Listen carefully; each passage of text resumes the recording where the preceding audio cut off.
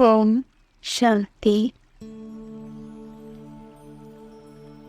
Spark audio Divya Gunmala book series का topic है निराकारी, निरअहंकारी और निर्विकारी। पार्ट 1। अव्यक्तवाणी 2 फरवरी 69। सर्विस करते करते यह ध्यान रखना कि मैंने यह किया, मैं ही यह कर सकता हूँ।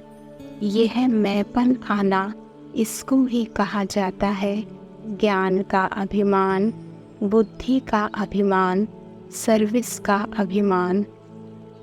इन रूपों में आगे चलकर विघ्न आएंगे, लेकिन पहले से ही इस मुख्य विघ्न को आने नहीं देना। इसके लिए सदा एक शब्द याद रखना कि मैं निमित्त हूँ। निमित्त बनने से ही निराकारी, निरअहंकारी और नम्रचित्त निरसंकल्प अवस्था में रह सकते हैं। अगर मैंने किया, मैं आया, तो मालूम है क्या होगा। जैसे निमित्त बनने से निराकारी, निरअहंकारी, निरसंकल्प स्थिति होती है, वैसे ही मैं आने से मगरूरी, मुरझाइश, मायूसी आ जाएगी। उसकी फिर रिजल्ट क्या होगी? आखिरीन अंत में उसकी रिजल्ट यही होती है कि चलते चलते जीते हुए भी मर जाते हैं। इसलिए इस मुख्य शिक्षा को हमेशा साथ रखना कि मैं निमित्त हूँ। अव्यक्तवाणी 2 फरवरी 69। साकार रूप में अंत तक कर्म करके दिखाया। क्या कर्म करके दिखाया? याद है क्या शिक्षा दी? यही कि निरअहंकारी और निर्माण चित्त होकर एक दो में प्रेम प्यार से चलना है। अव्यक्तवाणी 4 मार्च 69। जो मालिक और बालक दोनों रीति से चलने वाला होगा, उनकी मुख्य परख यह होगी।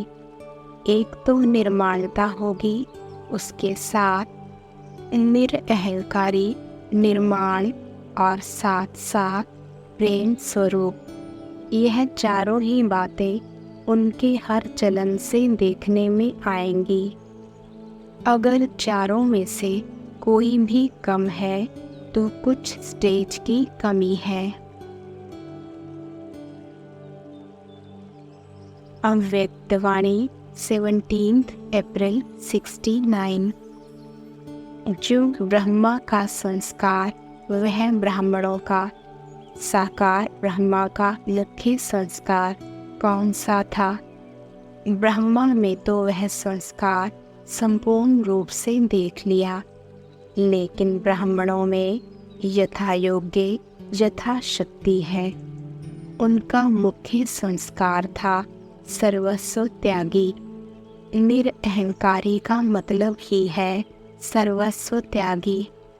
अपना सभी कुछ त्याग कर लेते हैं। सर्वस्व त्यागी होने से सर्वगुण आ जाते हैं। दूसरों के अवगुणों को ना देखना, यह भी त्याग है।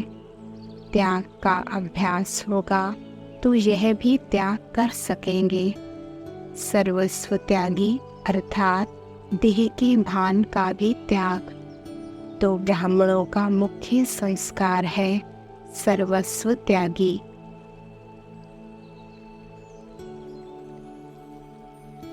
अव्यक्तवाणी 8 मई 69। मनसा, वाचा, कर्मणा तीनों को ठीक करने लिए सिर्फ 3 अक्षर याद रहें। वह 3 अक्षर कौन से हैं? यह 3 अक्षर रोज़ मुरली में भी आते हैं। मनसा के लिए है निराकारी, वाचा के लिए है निरअहंकारी, कर्मणा के लिए है निर्विकारी। देवताओं का सबूत वाचा और कर्मणा का यही है ना, तो निराकारी, निरअहंकारी और निर्विकारी यह 3 बातें अगर याद रखें तो मनसा वाचा कर्मणा तीनों ही बहुत अच्छे रहेंगे। जितना निराकारी स्थिति में रहेंगे उतना ही निरअहंकारी और निर्विकारी भी रहेंगे। विकार की कोई बदबू नहीं रहेगी। यह है मुख्य पुरुषार्थ। यह 3 बातें याद रखने से क्या बन जाएंगे? त्रिकालदर्शी भी बन जाएंगे और भविष्य में फिर विश्व के मालिक। अभी बनेंगे त्रिलोकीनाथ और त्रिकालदर्शी। अव्यक्तवाणी 26 मई 69। निर्भयता कैसे आएगी? उसके लिए मुख्य क्या पुरुषार्थ है? निराकारी बनना। जितना निराकारी अवस्था में होंगे उतना निर्भय होंगे। भय तो शरीर के भान में आने से होता है। अव्यक्तवाणी 26 जून 69। याद की यात्रा भी किस लिए सिखाई जाती है? गुरु रूप से मुख्य फॉलो यही करना है। अशरीरी, निराकारी, न्यारा बनना। याद की यात्रा भी इसलिए करते हैं कि साकार में रहते निराकार और न्यारे अशरीरी हो रहे। जब अशरीरी बनेंगे तब तो गुरु के साथ जा सकेंगे। मुख्य रूप से तो यही फॉलो कर रहे हो और करना है। निर्णय शक्ति को बढ़ाने लिए मुख्य खुराक यही है जो पहले भी सुनाया। अशरीरी, निराकारी और कर्म में न्यारे। निराकारी व अशरीरी अवस्था तो हुई बुद्धि तक, लेकिन कर्म से न्यारा भी रहे और निराले भी रहे, जो हर कर्म को देख करके लोग भी समझे कि यह तो निराला है, यह लौकिक नहीं अलौकिक है। तो निर्णय शक्ति को बढ़ाने के लिए यह बहुत आवश्यक है।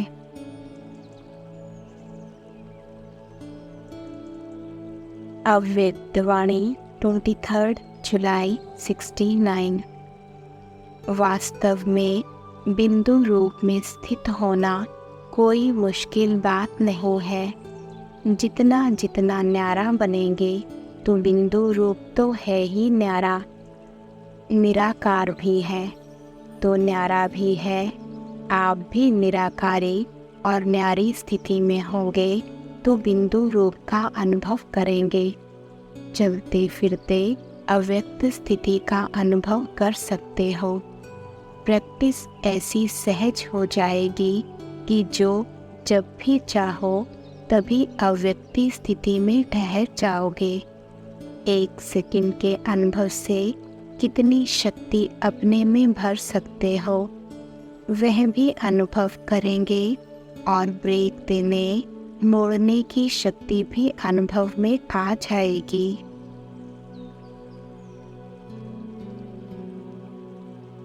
अव्यक्तवाणी 15 सितंबर 69। अभी अभी निराकारी, अभी अभी साकारी। जब ऐसी अवस्था हो जाएगी तब साकार रूप में हर एक को निराकार रूप का आपसे साक्षात्कार हो।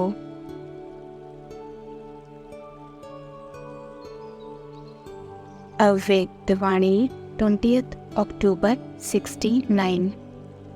जैसे स्थूल शरीर के हाथ पांव झट डायरेक्शन प्रमाण ड्रिल में चलाते रहते हैं, वैसे एक सेकंड में साकारी से निराकारी बनने की प्रैक्टिस है।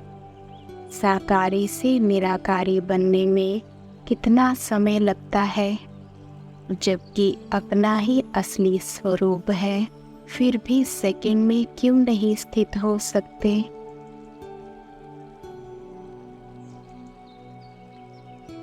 अव्यक्त वाणी 14 मई 70। अच्छा, 3 बातें कौन सी याद रखनी है?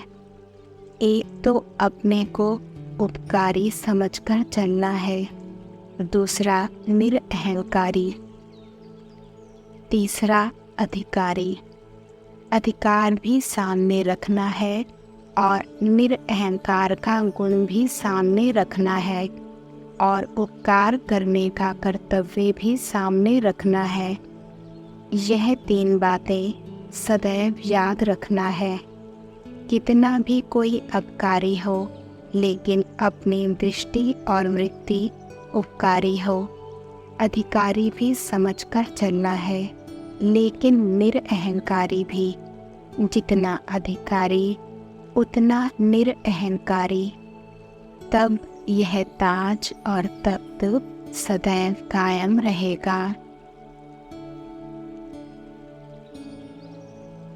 अव्यक्त वाणी 3 दिसंबर 70। कोई भी अहंकार है तो वह अलंकारहीन बना देता है। इसलिए निरअहंकारी और निराकारी, फिर अलंकारी, इस स्थिति में स्थित होना सर्व आत्माओं के कल्याणकारी बनने वाले ही विश्व के राज अधिकारी बनते हैं। जब सर्व के कल्याणकारी बनते हो तो क्या जो सर्व का कल्याण करने वाला है वह अपना अकल्याण कर सकता है? सदैव अपने आप को देखो कि निराकारी और अलंकारी हो। यही है मनमना भव, मध्याजी भव।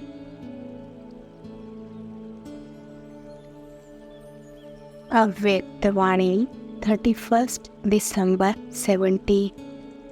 यही परिवर्तन श्रेष्ठ संकल्प रोज क्लास के समय धारण कर पढ़ाई करो। साधारण क्लास नहीं। सुनाने वाले व्यक्ति को नहीं देखो, लेकिन बोलने वाले बोल किसके हैं उसको सामने देखो। व्यक्त में अव्यक्त बाप और निराकारी बाप को देखो तो समझा क्या परिवर्तन करना है। अव्यक्त वाणी 21 जनवरी 71।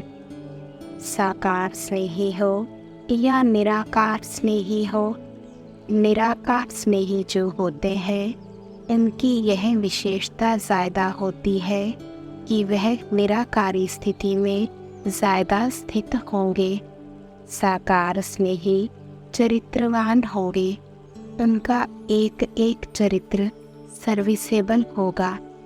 दूसरा, वह औरों को भी स्नेह में ज़्यादा ला सकेंगे। निराकारी निरअहंकारी दोनों समान चाहे।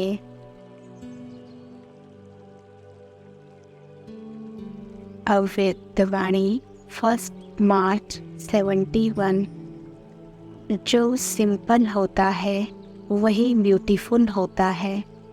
सिंप्लिसिटी सिर्फ ड्रेस की नहीं, लेकिन सभी बातों की।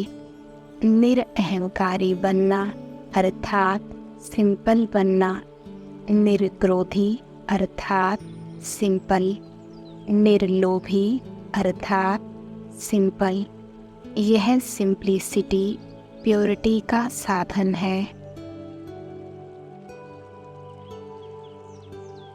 अव्यक्त वाणी 4 जुलाई 71।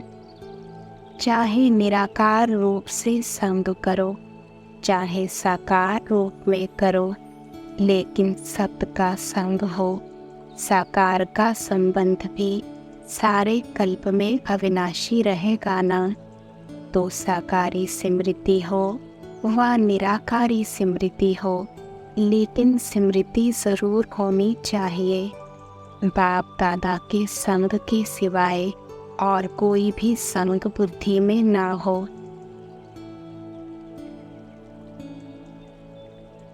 अव्यक्त वाणी 20 अगस्त 71। डबल निशाना कौन सा है? जो डबल नशा होगा वही डबल निशाना होगा। एक है निराकारी निशाना, सदैव अपने को निराकारी देश के निवासी समझना और निराकारी स्थिति में स्थित रहना। साकार में रहते हुए अपने को निराकारी समझकर चलना।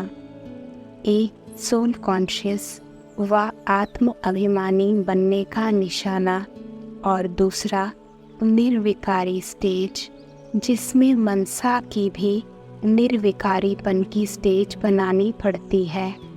तो एक है निराकारी निशाना और दूसरा है साकारी। तो निराकारी और निर्विकारी यह है दो निशाने। सारा दिन पुरुषार्थ योगी और पवित्र बनने का करते होना। जब तक पूरी रीति आत्म अभिमानी ना बने हैं तो निर्विकारी भी नहीं बन सकते। तो निर्विकारीपन का निशाना और निराकारीपन का निशाना, जिसको फरिश्ता कहो, कर्मातीत स्टेज कहो। अव्यक्त वाणी 15 सितंबर 71। अगर निराकारी स्थिति में स्थित होकर निरअहंकारी बनो तो निर्विकारी ऑटोमेटिकली हो ही जाएंगे। निरअहंकारी बनते जरूर हो, लेकिन निराकार होकर निरअहंकारी नहीं बनते हो। युक्तियों से अपने को अल्प समय के लिए निरअहंकारी बनाते हो, लेकिन निरंतर निराकारी स्थिति में स्थित होकर साकार में आकर यह कार्य कर रहा हूँ।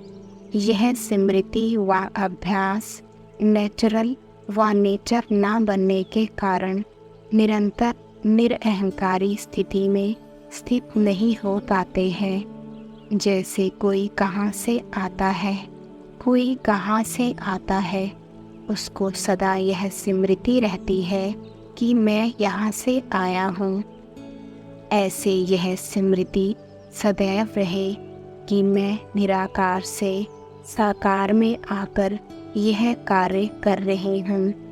बीच बीच में हर कर्म करते हुए इस स्थिति का अभ्यास करते रहो तो निराकार हो साकार में आने से निरअहंकारी और निर्विकारी जरूर बन जाएंगे। यह अभ्यास अल्पकाल के लिए करते भी हो, लेकिन अब इसी को सदा काल में ट्रांसफर करो। अव्यक्त वाणी 26 अक्टूबर 71। निर्माणता अर्थात निरअहंकारी। तो निर्माणता में देह का अहंकार स्वतः ही खत्म हो जाता है। ऐसे निर्माण स्थिति में रहने वाला सदा निर्वाण स्थिति में स्थित होते हुए भी वाणी में आएंगे तो वाणी भी यथार्थ और पावरफुल अर्थात शक्तिशाली होगी। अव्यक्त वाणी 15 फरवरी 72। सदा संपत्तिवान समझकर चलें। इसके लिए 3 शब्द याद रखने हैं। जिन 3 शब्दों को याद करने से सदा और स्वतः ही यह वृत्ति रहती, वह 3 शब्द कौन से? सदा निराकारी, अलंकारी और कल्याणकारी। अगर यह 3 शब्द याद रहें तो सदा अपनी श्रेष्ठ स्थिति बना सकते हो, चाहे मनसा, चाहे कर्मणा में, चाहे सेवा में। तीनों ही स्थिति में अपनी ऊंची स्थिति बना सकते हो। अव्यक्तवाणी 9 मई 72। जैसे आपके भविष्य यादगारों का गायन है संपूर्ण निर्विकारी, तो इसको ही होलिएस्ट कहा जाता है। संपूर्ण निर्विकारी अर्थात किसी भी परसेंटेज में कोई भी विकार तरफ आकर्षण ना जाए व उनके वशीभूत ना हो। अगर स्वप्न में भी किसी भी प्रकार विकार के वश किसी भी परसेंटेज में होते हो तो संपूर्ण निर्विकारी कहेंगे। अगर स्वप्न दोष भी है व संकल्प में भी विकार के वशीभूत हैं तो कहेंगे विकारों से परे नहीं हुए हैं। ऐसे संपूर्ण पवित्र व निर्विकारी अपने को बना रहे हो व बन गए हो। जिस समय लास्ट बिगुल बचेगा उस समय बनेंगे। अगर कोई बहुत समय से ऐसी स्थिति में स्थित नहीं रहता है तो ऐसी आत्माओं का फिर गायन भी अल्पकाल का ही होता है। ऐसे नहीं समझना कि लास्ट में फास्ट जाकर इसी स्थिति को पा लेंगे, लेकिन नहीं। बहुत समय जो गायन है उसको भी स्मृति में रखते हुए अपनी स्थिति को होलिएस्ट और हाईएस्ट बनाओ। अव्यक्तवाणी 10 मई 72। कैसा भी वायुमंडल विकारी हो, लेकिन स्वयं की वृत्ति निर्विकारी होनी चाहिए। जब कहती हो हम पतित पावनियाँ हैं, पतितों को पावन बनाने वाली हैं, जब आत्माओं को पावन बना सकती हो तो क्या वायुमंडल को पतित से पावन नहीं बना सकती? पावन बनाने वाले वायुमंडल के वशीभूत नहीं होते, लेकिन वायुमंडल वृत्ति के ऊपर प्रभाव डाल देता है। यह है कमजोरी। हर एक को ऐसा समझना चाहिए कि मुझे स्वयं अपने पावरफुल वृत्ति से जो भी अपवित्र व कमजोरी का वायुमंडल है उसको मिटाना है। अव्यक्तवाणी 21 जून 72। जैसे जड़ वस्तु को किसी भी रूप में परिवर्तन कर सकते हो, वैसे कर्म इंद्रियों को विकारी से निर्विकारी व विकारों के वश आग में जले हुए कर्मेंद्रियों को शीतलता में नहीं ला सकते हो। क्या चैतन्य आत्मा में यह परिवर्तन की शक्ति नहीं आई है? अव्यक्तवाणी 4 दिसंबर 72। रूहानी ड्री आती है ना, अभी अभी निराकारी, अभी अभी साकारी, अभी अभी साकारी कर्मयोगी।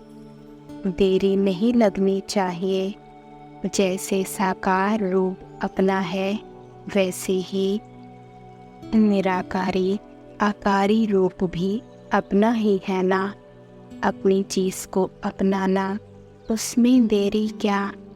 पराई चीज़ को अपनाने में कुछ समय लगेगा, सोच चलेगा, लेकिन यह तो अपना ही असली स्वरूप है। जैसे स्थूल चोले को कर्तव्य के प्रमाण धारण करते हो और उतार देते हो, वैसे ही इस साकार देह रूपी चोले को कर्तव्य के प्रमाण धारण किया और न्यारा हुआ। लेकिन जैसे स्थूल वस्त्र भी अगर टाइट होते हैं तो सहज उतरते नहीं हैं, ऐसे ही अगर आत्मा का यह देह रूपी वस्त्र देह के, दुनिया के, माया के आकर्षण में टाइट अर्थात खींचा हुआ है तो सरल उतरेगा नहीं, अर्थात सहज न्यारा नहीं हो सकेंगे। समय लग जाता है, थकावट होती है। कोई भी कार्य जब संभव नहीं होता है तो थकावट व परेशानी हो ही जाती है। परेशानी कभी एक ठिकाने टिकने नहीं देती, तो यह भक्ति का भटकना क्यों शुरू हुआ? जब आत्मा इस शरीर रूपी चोले को धारण करने और न्यारे होने में असमर्थ हो गई, यह देह का भान अपने तरफ खिंच गया, तब परेशान होकर भटकना शुरू किया। लेकिन अब आप सभी श्रेष्ठ आत्माएं इस शरीर के आकर्षण से परे 1 सेकंड में हो सकते हो, ऐसी प्रैक्टिस है। प्रैक्टिस की परीक्षा का समय कौन सा होता है? जब कर्म भोग का जोर होता है। कर्मेंद्रियां बिल्कुल कर्म भोग के वश अपने तरफ आकर्षण करें, जिसको कहा जाता है बहुत दर्द है। कहते हैं ना, बहुत दर्द है इसलिए थोड़ा भूल गई। लेकिन यह तो टग ऑफ वार का समय है। ऐसे समय कर्म भोग को कर्म योग में परिवर्तन करने वाले साक्षी हो, कर्मेंद्रियों को भोगवाने वाले जो होते हैं, उनको ही अष्टरत्न कहा जाता है, जो ऐसे समय विजयी बन दिखाते हैं, क्योंकि अष्टरत्नों में सदैव अष्ट शक्तियाँ कायम रहती हैं। ऐसे अष्ट ही भक्तों को अल्पकाल की शक्तियों का वरदान देने वाले इष्ट बनते हैं।